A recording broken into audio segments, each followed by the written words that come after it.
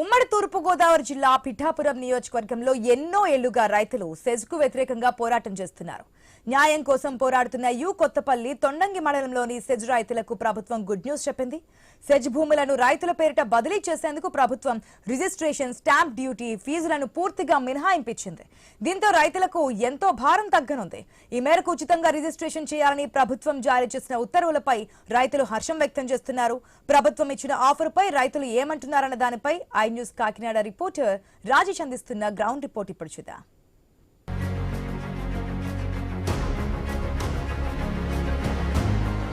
కాకినాడ జిల్లా పిఠాపురం నియోజకవర్గం ఎమ్మెల్యేగా ప్రాతినిధ్యం వహిస్తున్న deputy CM Pawan Kalyan SEZ భూమి రైతులకు ఏవైతే రిజిస్ట్రేషన్కి సంబంధించి వారు రిజిస్ట్రేషన్ ఛార్జీలు అలాగే స్టాంప్ డ్యూటీ ఛార్జీలు వెసులుబాటు కల్పిస్తూ వారి రిజిస్ట్రేషన్ ప్రక్రియ అయితే మొదలుపెట్టని చెప్పుకోవచ్చు. ఇటువంటి నేపథ్యంలో చూసుకుంటే కాకినాడ జిల్లాలో ఉన్న ఉప్పాడలో ఉన్న సెజ్ భూముల్లో ప్రస్తుతం ఉన్నాము. చూడొచ్చు క్లియర్గా విజువల్స్లో.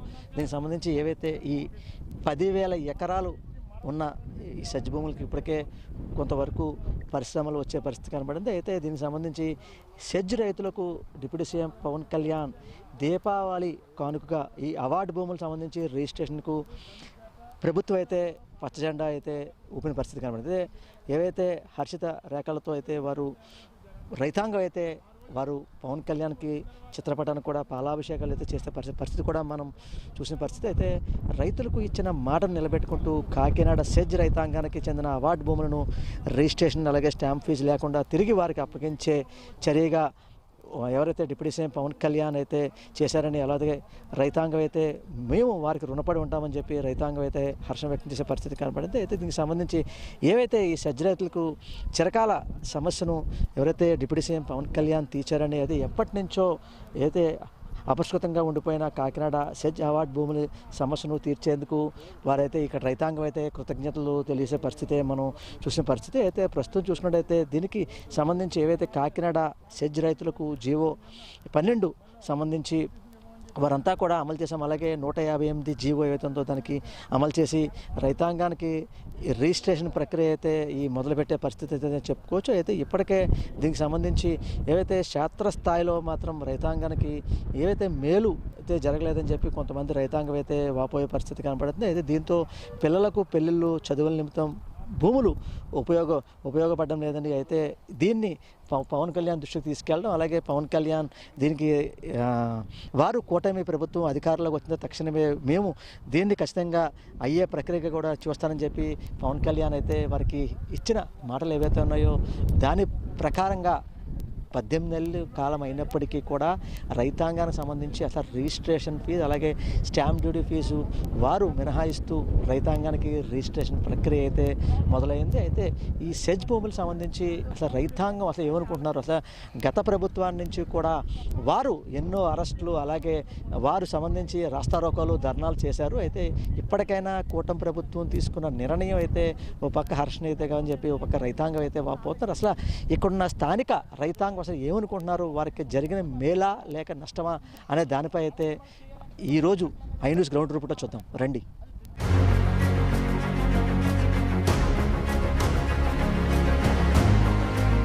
కాకినాడ ఎస్సీజెడ్ బాధితుల్లో నేను కూడా ఒకటిని. మేము పోరాటం చేసేటప్పుడు నేను ఇందులో ప్రముఖ పాత్ర పరిస్థితులను బట్టి పోషించవలసి వచ్చింది. ముందు నడిచాను, నాకు కూడా చాలామంది జనం నడిచారు. ఈ పోరాటం ఎందుకు చేయవలసి వచ్చిందంటే 2005లో కేఎస్సీజెడ్ నోటిఫికేషను కాకినాడ దగ్గర పోర్ట్ని అనుకుని అక్కడ ఒక 10,000 ఎకరాలు తీసుకోవాలని అనుకున్న తరుణంలో అక్కడ పొలిటికల్ ఇన్ఫ్లుయెన్స్ ఉపయోగించి అప్పుడున్న నాయకుల్ని, పాలకుల్ని పట్టుకొని ఆ రైతులు మాకేసి వచ్చేసేలా చేశారు. దుర్మార్గంగా మా యొక్క చక్కటి పళ్ళ తోటలు అవి ఉండేటువంటి ఈ ప్రాంతంలో వరి పండేటువంటి 2 పంటలు 3 పంటలు పండే భూముల్లోకి మళ్ళీ దీన్ని తీసుకొచ్చారు. దీన్ని తీవ్రంగా వ్యతిరేకించాం. మాది కాదు ఈ ఎస్సీజెడ్, కాకినాడ దగ్గరది, అక్కడది మాకు రుద్దొద్దు అనేటువంటిది ఫస్ట్ పాయింట్ మాది. ఇక్కడ పర్యావరణ పనికొచ్చేటువంటి పళ్ళ తోటలు అవి ఉన్నాయి, చాలా మంచి ల్యాండ్స్ మాకు ఇవ్వము అని మేము తిరుగుబాటు చేసాం. మేము పోరాటం చేస్తుండగానే గ్రామాల్లోకి అధికారులు వచ్చి ఆర్డీఓ, కలెక్టర్ కూడా 3-2 చోట్లకి వచ్చి అలాగే ఇంక రోజు ఎంఆర్ఓ గారు వాళ్ళు సర్వేలు వచ్చేసి భూములు బలవంతంగా కొలిచేయడం, మీ భూములు పోతున్నాయి, నోటిఫికేషన్ ఇచ్చేశారు, మీరు ఇప్పుడు ఇచ్చేస్తే 3 లక్షలు, ఇప్పుడు ఇవ్వకపోతే 1,50,000 కోర్టులో కట్టేసి మీ భూములు తీసుకుంటారు, ఆ 1,50,000 కూడా ఒకసారి రావని అమాయకులు నిరక్షరాస్యులైనటువంటి యొక్క ప్రజల్ని భయపెట్టి, రైతుల్ని భయపెట్టి ఆ రిజిస్ట్రేషన్ అనేటువంటివి చేసేసుకున్నారు. ఇంచుమించు 5-6 నెలల్లో 2025 డిసెంబర్ నోటిఫికేషన్ ఇస్తే 2026 జూన్కి అలా మరి ఒక 5,050 ఎకరాలు వాళ్ళు రిజిస్ట్రేషన్ చేసుకున్నారంటే ఎంత స్పీడ్గా దోచారో భూములు అర్థమవుతుంది. ఆ తర్వాత మా పోరాటం ఉద్యమం ఉధృతమైంది. వాస్తవాలు మేము పట్టుకొని ప్రజలకి ఇంకా బాగా ఎడ్యుకేట్ చేయడంలో ఇంకెవరు కూడా భూములు కానీ ఇళ్ళు కానీ ఇవ్వడానికి ముందుకు రాలేదు. చాలా గట్టి ప్రయత్నం చేశారు, కానీ ఎవరు కూడా భూములు ఇవ్వలేదు. అలా పోరాటం జరుగుతున్నప్పుడు బీజేపీ వాళ్ళు వచ్చారు మాకు మద్దతు. మరి అప్పుడు కాంగ్రెస్ గవర్నమెంట్ ఉండేది, బీజేపీ వారు వచ్చారు, తెలుగుదేశం వారు వచ్చారు, మరి జనసేన పార్టీ పెట్టాక పవన్ కళ్యాణ్ గారు కూడా వచ్చారు పోరాట క్రమంలో. అయితే ఎవరు వచ్చినా మాకు మద్దతు ఇచ్చారు. కానీ చంద్రబాబు నాయుడు గారు మాకు మద్దతు వచ్చినప్పుడు ఇది వైఎస్ రాజశేఖర రెడ్డి వాళ్ళ అబ్బాయి కోసం అని సేకరించేస్తున్నాడు, మీకు అన్యాయం జరిగిపోతుంది, నేను అధికారంలోకి వచ్చాక తిరిగి ఇచ్చేస్తాను సార్ మాట ఇచ్చారు ఆయన. కానీ ఇచ్చేస్తారని అనుకున్నాం. కానీ ఆయన అధికారంలోకి వచ్చిన తర్వాత మాకు కనీసం ఇంటర్వ్యూ లేదు. ఆయన కలవడానికి ఎక్కడికైనా వెళ్దామంటే మమ్మల్ని పోలీసులు వెళ్ళనిచ్చేవారు కాదు, గృహ నిర్బంధం చేసేవారు. కానీ మరి ఆ ఇచ్చిన మాట ఎందుకు ఇచ్చారో తెలియలేదు. మేము గట్టిగా పట్టుకున్నాం ఆ పాయింట్ని, మేము ఉద్యమం చేసాం. అయితే అప్పుడు ఏదైతే తిరిగి ఇచ్చేస్తానన్నాడో ఆ మాట కట్టుబడాలని మేము లేదు, రేటు పెంచుతాము, తిరిగి ఇచ్చేయండి, ఇచ్చేసిన భూములకు 2 లక్షలు ఇస్తాము, మాకు భూమిని హ్యాండ్ ఓవర్ చేసేయండి. అప్పటిదాకా మేము భూమిని హ్యాండ్ ఓవర్ చేయలేదు, ఇచ్చేసిన రైతులు కూడా హ్యాండ్ ఓవర్ చేసేయండి అని బలవంతంగా కొంతమందికి ఆ రేటు పెంచి బలవంతంగా భూములు ట్రాక్టర్లు అవి పెట్టి గట్లు పడదోసి వరి పండి పొలాలు చెట్లు దౌర్జన్యంగా మిషన్లు పెట్టి కొట్టించేసి దారుణంగా ఖాళీ చేయించేసి ఆ 2 లక్షలు ఇచ్చేసి మళ్ళీ పక్కాగా వాళ్ళ చేత కాగితాలు రాయించేసుకున్నారు 2 లక్షలు ఇచ్చి. ఇవ్వని భూములకి 9 లక్షలు చేస్తాం రేటు పెంచామని 9 లక్షల చొప్పున మళ్ళీ ఇంకో 1000 ఎకరం దాకా ఇన్ఫ్లుయెన్స్ ఉపయోగించి రాయించేసుకున్నారు. ఇదంతా కూడా మరి ఏంటిది న్యాయమా? ఈవేళ రైతులు వీధిని పడ్డారు, రైతు పిల్లలు చదువుకుని ఉన్నారు, ఖాళీగా ఉన్నారు, వాళ్ళకి ఉపాధి లేదు. ఈ రకంగా చేశారు. ఆ తర్వాత చంద్రబాబు నాయుడు గారు ప్రభుత్వం అయ్యేటప్పటికి మళ్ళీ జగన్మోహన్ రెడ్డి గారు ఆ గవర్నమెంట్ చంద్రబాబు పరిపాలనలో ఉండగా మా ఏరియాకి ఆయన అనేక సార్లు పాదయాత్రలు కానీ ఇంకోటని వచ్చినప్పుడు మాలో కొంతమంది ఆయన కలిసి అయ్యా మాకు ఇలాగ అన్యాయం జరిగిపోయింది, మా భూములు చూస్తే మేము ఇవ్వలేదు, మాకు లోన్లు రావట్లేదు, మా భూములు అవార్డు చేసేసారు, మా భూములు ఇవ్వని భూములు, ఇచ్చిన భూములు చూస్తే దౌర్జన్యంగా మరి చంద్రబాబు నాయుడు గారు మాట తప్పిలో లాక్కున్నారు. ఆయన దృష్టికి తీసుకెళ్తే ఆయన ఆలోచించి నేను అధికారంలోకి వచ్చాక చేస్తానన్నారు. ఎలక్షన్ క్యాన్వాసింగ్లో నేను అధికారంలోకి వచ్చాక కమిటీ వేసి ఏదైతే రైతులతోటి అధికారులతోటి రాజకీయ నాయకులతోటి వేస్తానని మాట ఇచ్చారు. అలాగే ఆయన అధికారంలోకి వచ్చిన తర్వాత కమిటీ వేశారు. ఆ కమిటీలో పరిశీలన చాలా బాగా కమిటీకి చైర్మన్గా కురసాల కన్నబాబు గారిని మంచి వ్యక్తి ఆయన వేశారు. ఆయన సాధారణంగా సౌమ్యంగా మా బాధలన్నీ విన్నారు. ఆయన భూమిని ఇవ్వని భూములు మాకు వదిలేయాలని, మేము రేటు పెంచైనా సరే మీరు ఇచ్చేయవలసి ఉంటుంది, మరి మధ్యలో ఉండిపోతారు కదా అని ఆయన క్వశ్చన్ చేశారు మమ్మల్ని. అయ్యే మధ్యలో ఉండిపోయిన రైతులు మరి ఉండిపోతే అక్కడ ఫ్యాక్టరీలు పెట్టుకోవడానికి వీలుగా మేము ఓ పక్కకి జరిగిపోతాం, కనీసం ఇవేనే వదలండి. ఇచ్చేసిన భూములు మోసం చేసి లాగేసుకున్నారు, వాళ్ళకి కూడా ఏదైనా మేలు చేయండి, వాళ్ళకి మళ్ళీ డబ్బులు ఇస్తారా, లేకపోతే కొంత భూమిలో ఎంతైనా 10 ఎకరాలు పోయినాడుకి 5 ఎకరాలు, ఎకరం పోయినాడుకి 1/2 ఎకరం అలా ఏమైనా ఇచ్చి అందరికీ మేలు చేయండి అని మేము అడిగాము. ఆ ప్రకారంగా అన్నీ మా వాదన అంతా విని ఆయన మరి జగన్మోహన్ రెడ్డి గారి దృష్టికి తీసుకెళ్ళి న్యాయం చేయాలని అడిగితే చివరికి వాళ్ళు కూర్చొని భూమి మార్పిడి చేసేలాగా మధ్యలో ఉన్న వాళ్ళని, మేము ఉండిపోయిన బీచ్ రోడ్డుని చేస్తున్న వాళ్ళు కానీ ఓ పక్కన ఉండిపోయిన వాళ్ళు ఊరు చుట్టూ ఉన్న భూములు కానీ ఉంచేసేలాగా ఆయన మరి చక్కని మంచి ఆలోచనతో 2180 ఎకరం అప్పటికి నష్టపరిహారం తీసుకొని భూములను వదిలేశారు. అంతవరకు మాకు మేలు జరిగింది. కానీ భూములు ఇచ్చేసిన వాళ్ళ పిల్లలు ఉపాధి లేక ఆ భూములు చంద్రబాబు హయాంలోనే ఖాళీ చేశారు. అప్పటిదాకా పండించుకున్నారు. 2005లో భూములు 2011, 12 చంద్రబాబు అధికారంలోకి వచ్చేదాకా కూడా పండించుకున్నారు, నష్టపరిహారం ఇచ్చేసిన. అప్పుడు లోటు కనబడలేదు. కానీ ఇప్పుడు మరి ఈవేళ అప్పుడైతే ఖాళీ చేయించేశారో మా భూములు మాకు వదిలేశారు. చాలా సంతోషం. భూమి మార్పిడి భూములు ఇస్తున్నారు. కానీ వాళ్ళు అలో లక్ష్మణ అని ఏడుతున్నారు. భూములు పోగొట్టుకున్న వాళ్ళు, ఉపాధి లేదు మా పిల్లలకి, మాకు బతుకు తెరి లేదు, మేము చూస్తే ముసలాళ్ళం అయిపోయిన తల్లిదండ్రులు చాలామంది కాలం కూడా చేశారు. ఈ పరిస్థితుల్లో వాళ్ళ బాధలు అలా ఉన్నాయి. ఇంకపోతే జీవోలో మా భూములు మరి మాకు ఇవ్వాలంటే మాకు రిజిస్ట్రేషన్ చేసి ఇవ్వాలి. ఎంచేత SEZ పేరు అయిపోయి SEZ పేరు ఉన్నాయి కాబట్టి అవి రిజిస్టర్ ఆఫీసులో రిజిస్ట్రేషన్ చేయడానికి మరి ఫీజు కట్టాలి. రిజిస్టర్ ఆఫీసులు ఫ్రీగా చేయరుగా, గవర్నమెంట్ది కదా. అంచేత అప్పుడు మేము కట్టలేము, SEZ వాళ్ళు కట్టలేరు. కట్టగలరేమో తెలియదు, కానీ గవర్నమెంట్ మంచి ఆలోచన చేసి 2021లో భూములు 12వ నెంబర్ జీవో జారీ చేసి 2150 ఎకరాలు కూడా వితౌట్ ఫీజు మాకు రిజిస్ట్రేషన్ చేసేలాగా ఆర్డర్ ఇచ్చింది 158 నెంబర్ జీవో. ఆ ప్రకారంగా మాకు ఒక 992 ఎకరాలు మాకు రైతులకి రిజిస్ట్రేషన్ చేసేసారు. ఎప్పుడు దాకా చేశారు? రిజిస్ట్రేషన్ ఫీజు మినహాయింపుతోటి 2023 డిసెంబర్ 10వ తారీఖు వరకు అయ్యాయి. ఆ తర్వాత అవ్వలేదు. ఎందుకు అవ్వలేదు అంటే రిజిస్ట్రేషన్ ఫీజు మినహాయించినట్టు 2021లో జీవో జారీ చేసిన కొత్తలో కంప్యూటర్కి అప్లికేషన్ చేశారు, కంప్యూటర్లో పెట్టారు మా SEZ భూములు రిజిస్ట్రేషన్ ఫీజు లేకుండా చేయడానికి. కానీ 2023లో కంప్యూటర్లో అప్డేట్ చేశారు, లేటెస్ట్ టెక్నాలజీతో మళ్ళీ రిజిస్టర్కి మొత్తం మార్చుకొచ్చారు. అందులో ఈ యొక్క SEZ భూములు రిజిస్ట్రేషన్ ఫీజు మినహాయించి చెయ్యాలి అన్న పాయింట్ అందులో అప్లికేషన్ పెట్టలేదు, అప్లై చేయలేదు. అంచేత మన్నాడు నుంచి 2023 డిసెంబర్ 10వ తారీఖు నుంచి మన్నాడు నుంచి రిజిస్ట్రేషన్కి వెళ్తుంటే రైతుల భూములు ఆ రిజిస్ట్రేషన్ ఫీజు మినహాయించి జరగడం మానేసింది.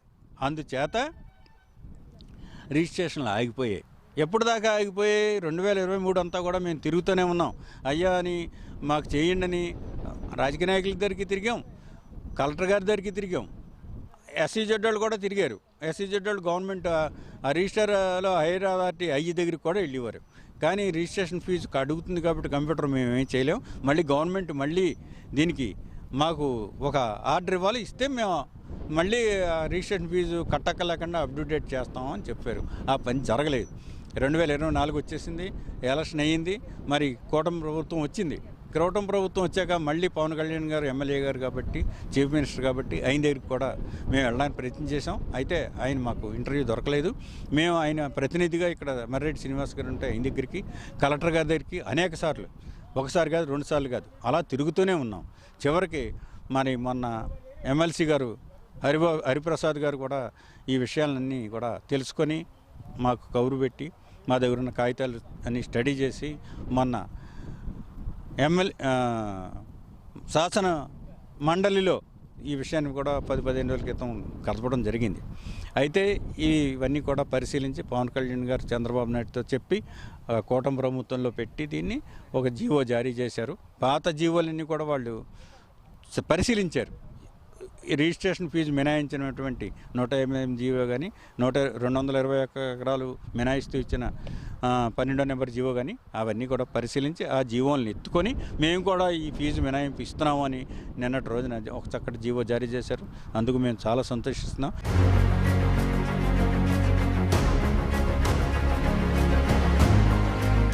కాకినాడ SEZ అన్నది తెలియని వాళ్ళన్నది లేదు. ఎందుకంటే 2002లో చంద్రబాబు నాయుడు గారు దీన్ని ప్రకటించారు. తర్వాత 2005లో మరి రాజశేఖర రెడ్డి గారు దీన్ని అమలుపరిచారు.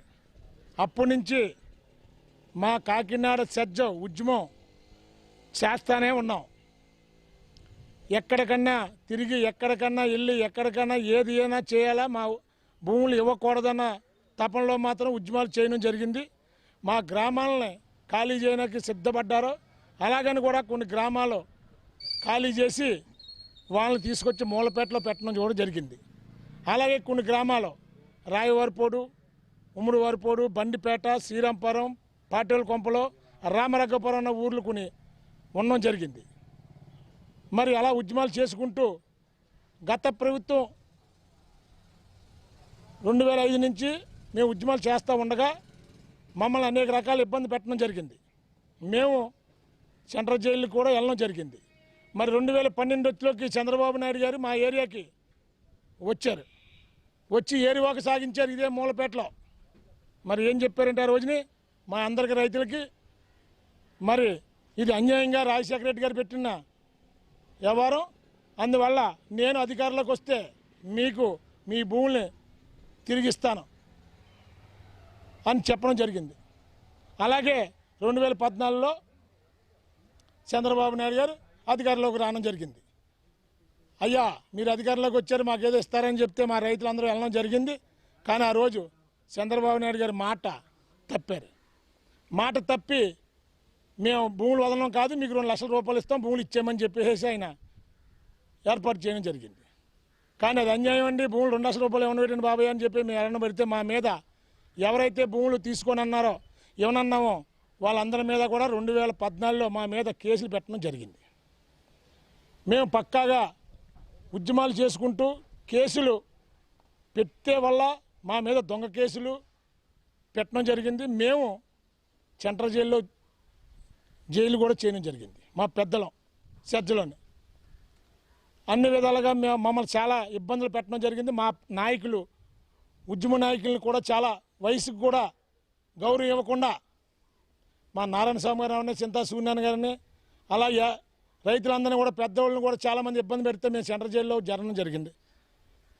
చంద్రబాబు నాయుడు గారు సీఎంగా ఉండగా అప్పుడు ఇక్కడ స్థానిక ఎమ్మెల్యే వర్మ గారు కూడా ఉన్నదప్పుడు మేము అలాగ సెంట్రల్ జైలు చేసి బయటకు వచ్చి ఎన్నో రకాలుగా బాధలు పడి ఎన్నో విధాలుగా చాలా ఉరిదురుకులు తట్టుకుని చూద్దాం ఏమవుతుందని చెప్పి ఉన్న వాళ్ళు అందరూ కలిపి 2180 ఎకరం మిగిలిపోతే తర్వాత 2019లో దేవుళ్ళగా మహానుభావుడు జగన్మోహన్ రెడ్డి గారు రావడం జరిగింది.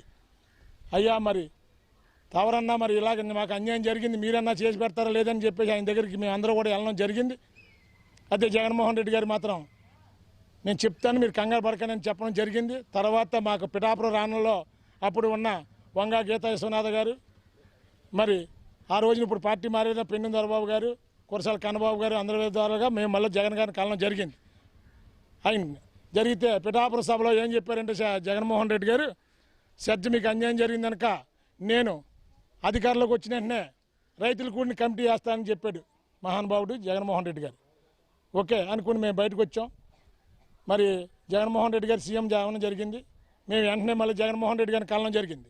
అయ్యా మరి తవరు ఏదో మాట చెప్పారు, మరి మాకు ఏంటి బాబు న్యాయం అని చెప్పి అడిగితే వెంటనే మీరు ఎవరో కంగారు పడకండి, నేను రైతులు కూడా కమిటీ వేస్తాను, ఇందులో మేము చైర్మన్గా మన కన్నబాబు గారిని వేస్తామని చెప్పేసి ఆ రోజుని కన్నబాబు గారిని చైర్మన్గా వేయడం జరిగింది జగన్మోహన్ రెడ్డి గారు.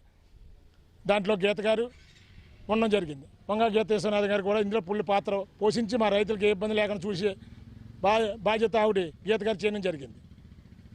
అలాగే మాకు కమిటీ వేసిన నెలలోనే మీ 2100 ఎకరం మేము భూముల్ని జీవో ప్యాచ్ చేసి మీకు భూములు మీకు ఇచ్చేస్తున్నామని చెప్పేసి జగన్మోహన్ రెడ్డి గారు మాకు వెంటనే జీవో ప్యాచ్ చేయడం జరిగింది. మేమందరూ కూడా చాలా ఆనందం వ్యక్తం చేసాం. ఎందుకంటే 2002 నుంచి 2019 దాకా మేము ఉద్యమాలు చేసే ఉద్యమాలంతా కూడా తిప్పికొట్టిన మహానుభావుడు జగన్మోహన్ రెడ్డి గారు. కానీ జగన్మోహన్ రెడ్డి గారు మాకు 6 గ్రామాలు రాయవరపోడు, మూడవరపోడు, బండిపేట, శ్రీరాంపురం, పాటిల్ కొంపలో రావరగ్గపురం అన్న గ్రామాలను కూడా ఇడిచిపెట్టి 2180 ఎకరాలు మాకు వదలడం జరిగింది. అది వెంటనే భూములు రైతులకి చేయమని ఉట్నే ఫ్రీగా వాళ్ళే ఖర్చు పెట్టుకుని మాకు 1000 ఎకరం చిల్లరగా మాకు రిజిస్ట్రేషన్ చేసి పొదేశంలో మేము ఎవరికాళ్ళే ఉండడం జరిగింది. ఆ గవర్నమెంట్లో వచ్చే 10 పథకాలు రావడం జరిగింది. ఇంకా మిగతా 1180 ఎకరాలు ఉండిపోయింది. మరి దాని గురించి చేయాలని చెప్పేసి అప్పుడు ప్రభుత్వం ఇంకా అధికారంలో ఉండగానే ఒక 5 నెలల ముందు ఈ జీవో ఆగింది. ఆగిన వెంటనే మళ్ళీ మేము వెళ్ళి చెప్పడం జరిగింది. ఒక 10 రోజులు అయిపోతే కంగా పడకండి, అంట్లోకి ఎలక్షన్ కోడ్ రావడం జరిగిందండి. 2024లో ఎలక్షన్ కోడ్ వచ్చినట్టు ఇది ఆటోమేటిక్గా ఆగడం జరిగింది. మరి అదే కొనసాగించాలని చెప్పేసి తర్వాత కూటమి ప్రభుత్వం అధికారంలోకి రావడంలో ఇప్పుడు దాకా దాని గురించి చాలామంది వెళ్ళి మరి మీరు దీన్ని ఎలాగైనా మాకు చేసి పెట్టండి మీద ఉండిపోయింది. ఈ భూములు చాలామంది రైతులు ఇబ్బంది పడుతున్నారు, మరి ఎక్కడికాడ ఇంకా అమ్మాయిలకు రాయడానికి కూడా కొంచెం ఇబ్బంది ఉందని చెప్పేసి అడగడం జరిగితే అదిగో ఇదిగో అని ఈరోజు ఇంచుమించు 1.5 సంవత్సరం అయింది. ఈ కూటమి ప్రభుత్వం ఈరోజు దాన్ని మళ్ళీ రిజిస్ట్రేషన్ చేయమని ప్రకటించడం జరిగిందండి. మాకు అది సంతోషం. ఎందుకంటే పవన్ కళ్యాణ్ గారు భూముల్ని మళ్ళీ రిజిస్ట్రేషన్ చేయమని అన్నది మాత్రం మేము రైతుగా మాకు చాలా సంతోషం. దాంట్లో ఎటువంటి ఇది లేదు. కానీ మమ్మల్ని మాకు ఇంత భిక్ష పెట్టడం కారణం జగన్మోహన్ రెడ్డి గారు. మా ఏరియాకి మా గ్రామాలను వదలడానికి ఈ ఉద్యమానికి తిప్పు కొట్టిన మాకు రైతులకి మంచి న్యాయం చేసే మహానుభావుడు ఏకైక వ్యక్తి ఎవరు అంటే జగన్మోహన్ రెడ్డి గారు.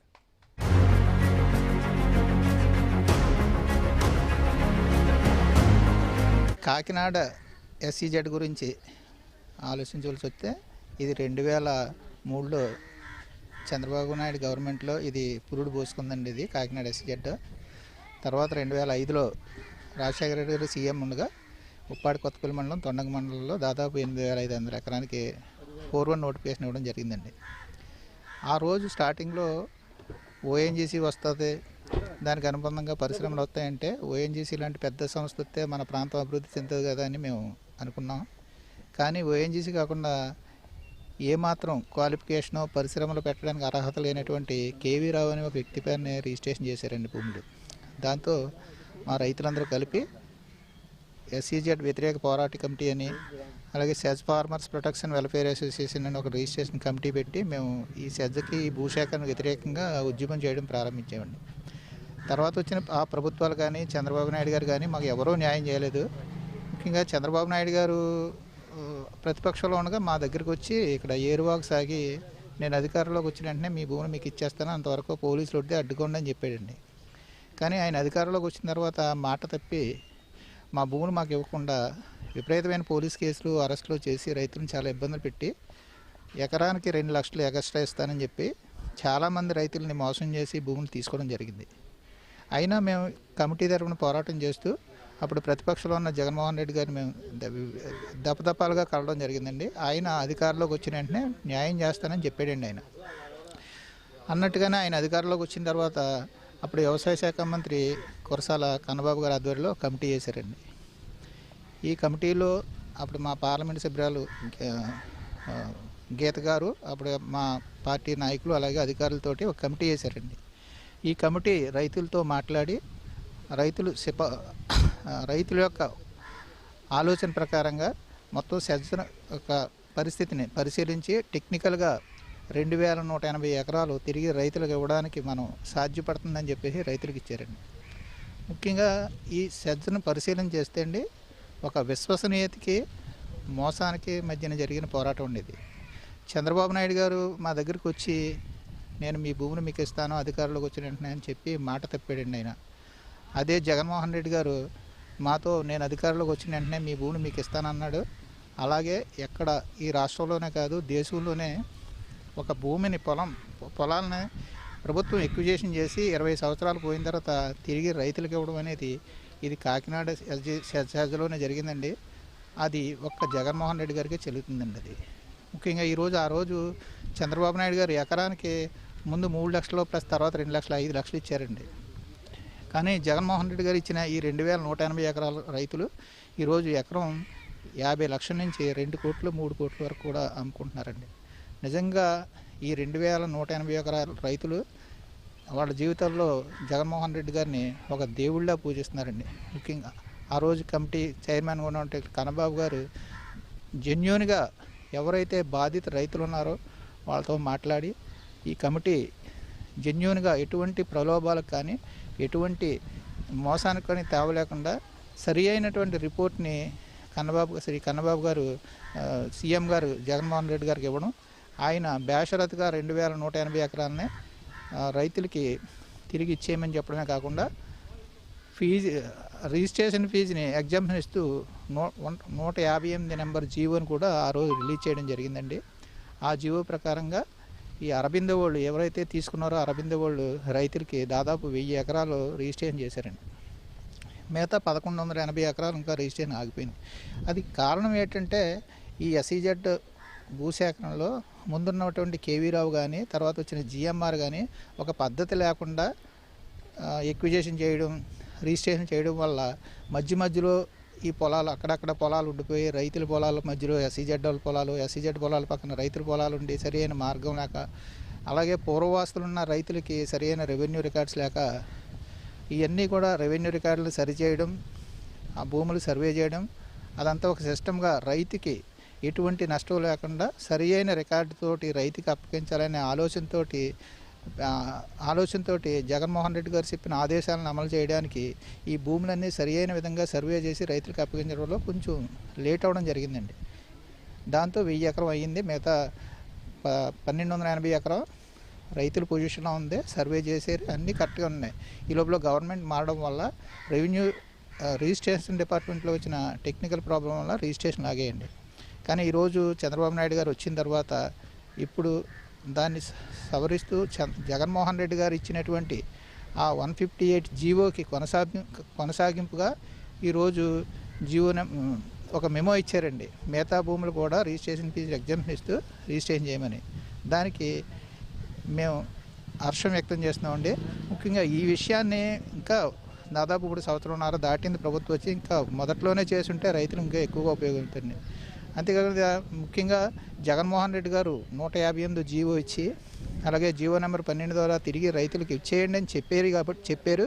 దాంతో 1000 ఎకరం రిజిస్ట్రేషన్ చేశారు కాబట్టి తప్పని పరిస్థితుల్లో చంద్రబాబు నాయుడు గారు మిగతా భూములు కూడా ఇచ్చారు. కానీ ఆ రోజు ఆ జీవో ఇవ్వకుండా ఏమాత్రం రిజిస్ట్రేషన్ చేయకుండా ఉండుంటే గతంలో మోసం చేసినట్టుగా మీకు ఇప్పుడు ఇంకో 2 లక్షలు ఇస్తానని చెప్పి మిగతా భూములు కూడా తీసేసుకునే పరిస్థితి వచ్చును. కానీ ఇది రాష్ట్రంలో కాదు దేశంలో ఎక్కడా లేని విధంగా జగన్మోహన్ రెడ్డి గారు ఒక చారిత్రాత్మక నిర్ణయం తీసుకున్నారు. అలాగే గవర్నమెంట్లకు కూడా మేము ఒకటే విజ్ఞప్తి చేస్తున్నాం. ఇటువంటి సెజలు ఎన్నో ఉన్నాయి దేశవ్యాప్తంగా, పరిష్కారం కాకుండా అటు రైతులకు ఉపయోగం లేకుండా ఇటు పరిశ్రమలు పెట్టడానికి అనుకూలంగా లేకుండా ఉన్నాయి. కాబట్టి ఈ నిర్ణయాన్ని మిగతా సెజల్లో కూడా తీసుకుని పరిశ్రమలు పెట్టడానికి, అలాగే రైతుకు మేలు కలిగే చేసే విధంగా ప్రభుత్వాలు నిర్ణయం తీసుకోవాలని కోరుతున్నామండి.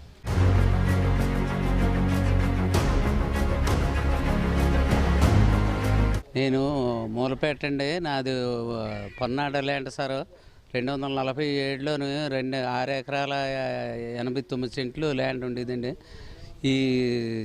ఈ సెజు పేరు మీద భయపెట్టి 5 ఎకరాలు తీసుకున్నారండి. 3 లక్షలు ఇస్తాం, 3 లక్షలకి తీసుకున్నా సరే 3 లక్షలు కానీ తీసుకోపోయిలంటే 1,50,000 ఇస్తాం మీకు. కోర్టు చుట్టూ తిరిగి ఆ 1,50,000 3 సార్లు 350 తీసుకోవాలి. ఈ ప్రభుత్వం భయపెట్టి తీసుకుందండి.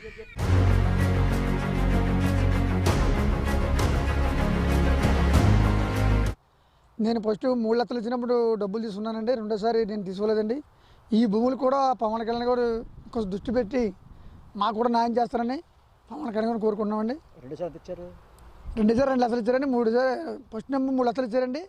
3 లక్షలు ఇచ్చినప్పుడు తీసుకున్నామండి. రెండోసారి 2 లక్షలు ఇచ్చినప్పుడు తీసుకోలేదండి. ఆ భూమి అలాంటివి రైతులు చాలామంది ఉన్నారండి. దానికి కూడా పవన్ కళ్యాణ్ గారు కొంచెం దృష్టి పెట్టి చేస్తారని కోరుకున్నాం. పవన్ కళ్యాణ్ గారు ఇప్పుడు ఉన్న భూములకి రిజిస్ట్రేషన్ అన్ని ఫ్రీగా చేస్తున్నారు కదా, అది మీకు చాలా మంచి పని చేస్తున్నారండి పవన్ కళ్యాణ్ కూడా. రైతులు కూడా చాలా ఆనందపడుతుందండి.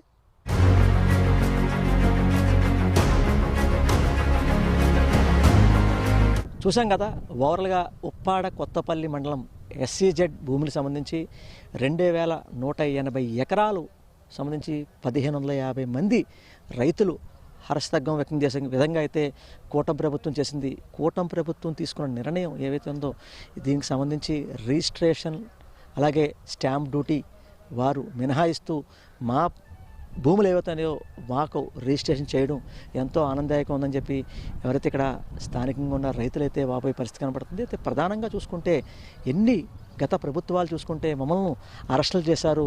అయినప్పటికీ కూడా మేము ఎక్కడా వెనక తగ్గకుండా రాస్తారోకాలు చేసి ధర్నాలు చేసి మా హక్కుని మేము తెచ్చుకున్నాము తప్ప మాకు ప్రభుత్వం ఎటువంటి సుముఖంగా మాకు న్యాయం చేసే ఏం చేయలేదు. కానీ అయినప్పటికీ కూడా ఏవైతే కూటమి ప్రభుత్వం గత ప్రభుత్వంలో ఉన్నప్పుడు ప్రతిపక్ష హోదాలో ఉన్నప్పుడు పవన్ కళ్యాణ్ మా బాధ ఏవైతుందో వారికి వినిపించుకున్నాము.